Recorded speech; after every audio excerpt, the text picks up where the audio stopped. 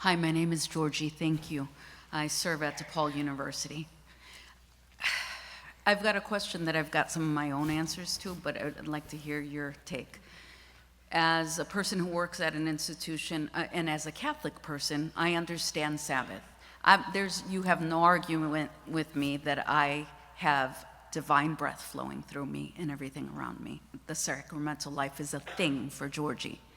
But for a vast majority of the people that I work with, the students, that is not familiar language.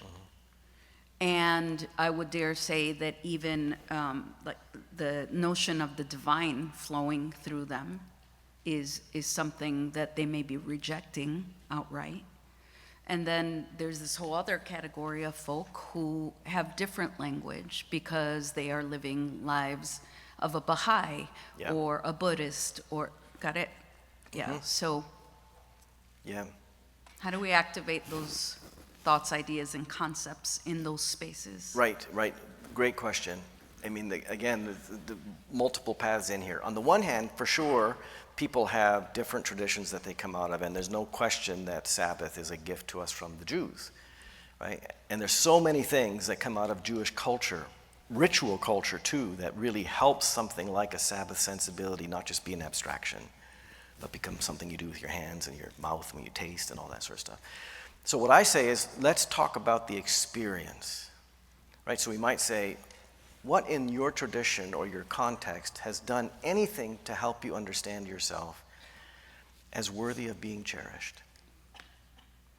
And there can be lots of entry points for that. Some people will talk about creation, some will not, because that's not language that everybody has. But I think people, they want to be able to articulate something about why they are worthy of being cherished. And I know we can't take that for granted, right? Because I have colleagues who they teach ethics at the business school, for instance, and they have students and they'll say, well, we're going to talk about ethics, and she realized pretty quickly that I can't talk about ethical theories because the students don't really care about the theories. And so she says, well, let's start by talking about self-love, because if you don't have love for yourself, how are you going to have love for anything else? And then figure out that you should care for something else. And she was shocked by the number of students who said, no one's ever told me I'm lovable. So that can be what we're dealing with. And so all of these things are going to take time. They're going to take conversation. They're going to take lingering. Because we don't know where everybody's at. And then another thing I would say about this, which is so important, is Sabbath is not an individual pursuit.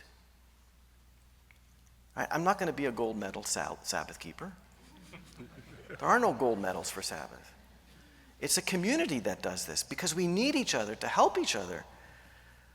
And that means in some instances, right, think about the number of people that are working 2 or 3 jobs. They got 3 kids. They're dealing with health issues. They're barely able to put food on the table. They are stressed out of their minds. And you're going to say, have a Sabbath. This is where Sabbath has to be a corporate thing, where, as members of a community, we recognize that person so-and-so is really struggling. So what do? We got to come alongside them and lift them up, help them, so that some of the stress gets taken away, so that they do have the opportunity to see how they are worthy of being cherished, and that in their cherishing of others, their life improves so much. Right? So it's communal. It has to be experiential. Bring it right down to, what do you think makes you worthy of anybody's attention and care? And what makes the world that you're in worthy of attention and care? That's a question any person can ask. And we'll all have different ways of answering it. But the best thing that can happen is, if we're talking about this together, we'll learn from each other. Because then if someone says, well, I think the world is cherishable because of, and they'll say, okay, now how are you doing that? And we get ideas from each other.